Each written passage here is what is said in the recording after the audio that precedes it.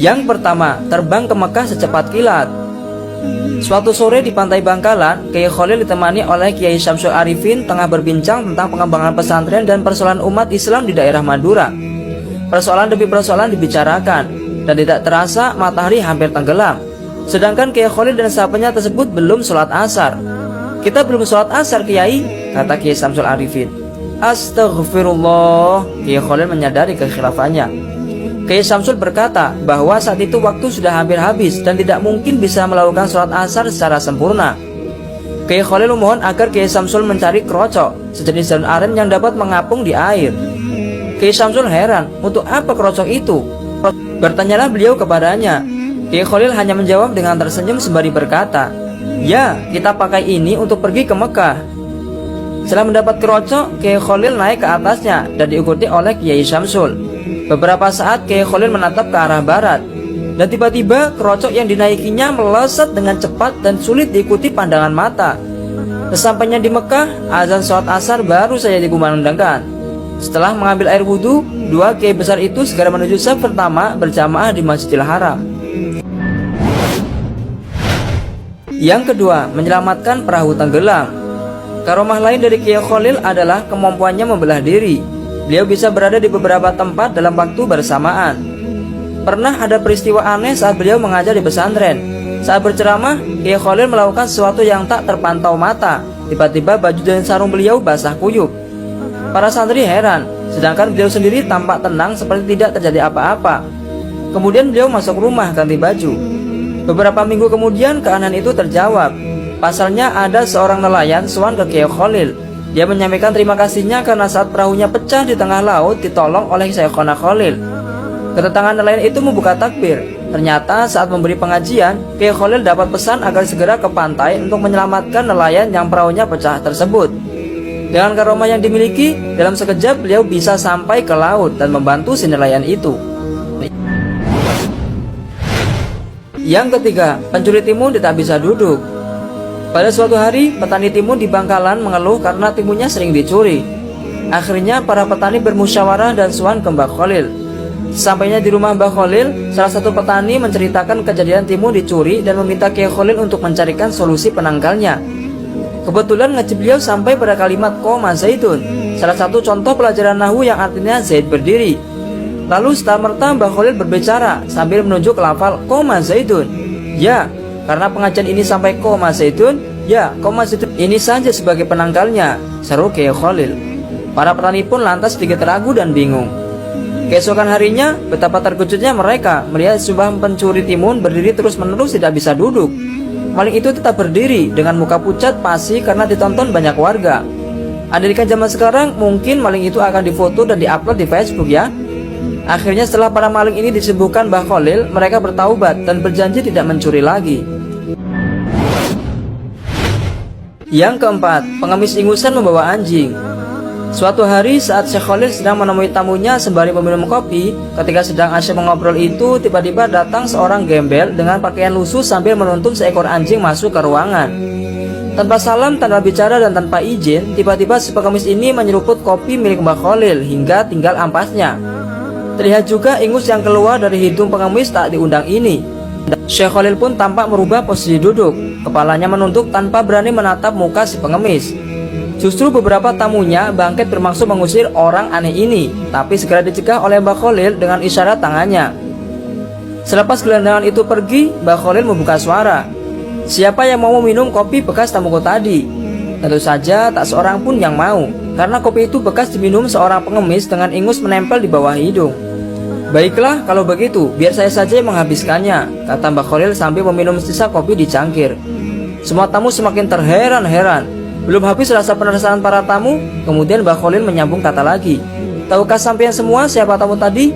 Dia adalah Nabi Khidir. Beliau habis mengunjungi sahabatnya seorang wali di Yaman dan Sudan. Kemudian melanjutkannya perjalanan ke sini untuk menemui sahabat-sahabatnya para waliullah di tanah Jawa." Kontan kemudian para tamu berebut sisa kopi yang tinggal cangkirnya itu. Bahkan ada yang berebut untuk mencuci cangkirnya sekedar untuk ngalah berkah dari kesalihan Nabi Khidir alaihissalam. Mbah Khalil pun terkekeh dengan tingkah para tamunya ini. Ya, kebanyakan kita hanya melihat kulitnya saja tanpa bisa melihat hati, karena mata kita sudah tertutup oleh gemerlap dunia. Yang kelima, mengubah arah kiblat masjid. Suatu ketika Kiai Khalil sedang memantau masjid yang dibangun oleh menantu beliau, yakni Kiai Muntoha.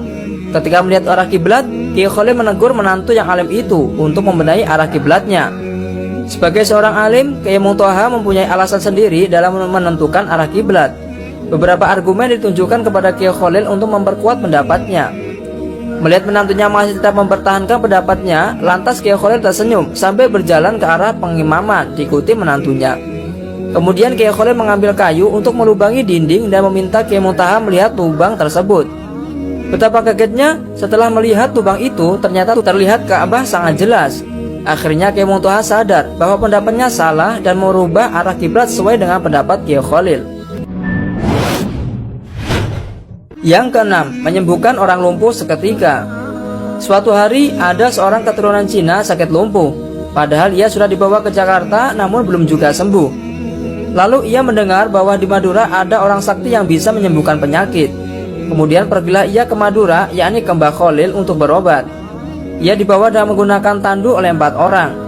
Di tengah perjalanan ia bertemu dengan orang Madura yang dibopong karena sakit kakinya kerobohan pohon. Lalu mereka sepakat pergi bersama-sama berobat ke Mbah Khalil. Orang Madura berjalan di depan sebagai penunjuk jalan. Kira-kira jarak kurang dari 20 meter dari rumah Mbah Khalil, tiba-tiba muncullah Mbah Khalil dari dalam rumah dengan membawa pedang seraya berkata, "Mana orang itu? Biar saya bacok sekalian." Melihat hal tersebut, kedua orang sakit tersebut ketakutan dan langsung lari tanpa ia sadari sedang sakit, karena Mbah Khalil terus mencari dan membentak-bentak mereka. Akhirnya tanpa disadari mereka sembuh. Setelah Mbah Khalil wafat, kedua orang tersebut sering ziarah ke makam beliau. Yang ketujuh, Kiai Khalil dipenjara oleh penjajah. Masa hidup Kiai Khalil tidak luput dari gejolak perlawanan terhadap penjajah. Kiai Khalil mempersiapkan murid-muridnya untuk menjadi pemimpin yang berilmu, berwawasan, dan tangguh. Ia tak segan-segan untuk memberi suwuk, mengisi kekuatan batin tenaga dalam kepada para pejuang. Kiai Khalil pun tidak keberatan pesantrennya dijadikan tempat persembunyian. Ketika pihak penjajah mengetahuinya, Kiai Khalil ditangkap dengan harapan para pejuang menyerahkan diri. Tetapi ditangkapnya Kiai Khalil malah membuat pusing pihak Belanda, karena ada kejadian-kejadian yang tidak bisa mereka mengerti, seperti tidak bisa dikuncinya pintu penjara, sehingga mereka harus berjaga penuh supaya para tahanan tidak melarikan diri. Di hari-hari selanjutnya, ribuan orang datang ingin menjenguk dan memberi makan kepada Kiai Khalil. Bahkan banyak yang meminta untuk ditahan bersamanya. Kejadian tersebut menjadikan pihak Belanda dan sekutunya merelakan Kiai Khalil untuk dibebaskan saja. Yang kedelapan, semalam menghafal nazum kitab Al-Ngimriti, Asyimuni, dan Alfiyah Ibnu Malik. Ketika Kiai Khalil masih muda, dia mendengar bahwa di Pasuruan ada seorang kiai yang sangat sakti mandraguna, namanya Abu Darin. Khalil muda ingin sekali belajar kepada Abu Darin. Namun apa daya, sampainya Khalil muda di desa Wilungan, Pasuruan, ternyata Kiai Abu Darin sudah wafat.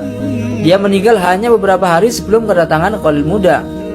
Habislah harapannya untuk mewujudkan cita-citanya berguru kepada kiai yang mempunyai ilmu tinggi tersebut.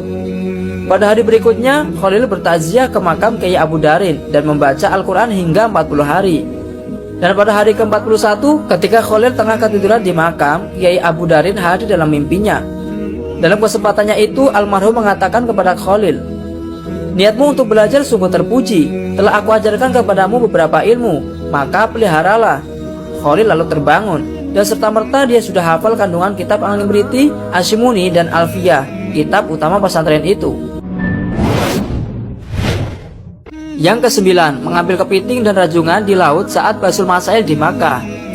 Para ulama Makkah berkumpul di Masjidil Haram untuk berdiskusi membahas masalah dan hukum Islam yang sedang terjadi di Makkah. Sebuah masalah dapat diselesaikan kecuali mengenai halal haramnya kepiting dan rajungan, karena terjadi banyak pendapat dan tidak menemukan solusinya. Kiai Khalil duduk berada di antara peserta lainnya. Melihat permasalahan tersebut belum menemukan solusi, Kiai Khalil meminta izin untuk menawarkan solusi. Akhirnya Kiai Khalil dipersilahkan ke depan oleh pemimpin diskusi untuk menjelaskannya. Saudara-saudara sekalian, ketidaksepahaman dalam menentukan hukum kepiting dan rajungan ini disebabkan karena kita belum pernah melihat bentuk aslinya, ujar Kiai Khalil. "Kepiting itu seperti ini," ucap Kiai Khalil sambil memegang dan menunjukkan kepiting yang masih basah. "Sedangkan rajungan itu seperti ini," lanjut beliau, seakan beliau baru saja mengambil dari laut. Semua hadirin merasa terpana dan suara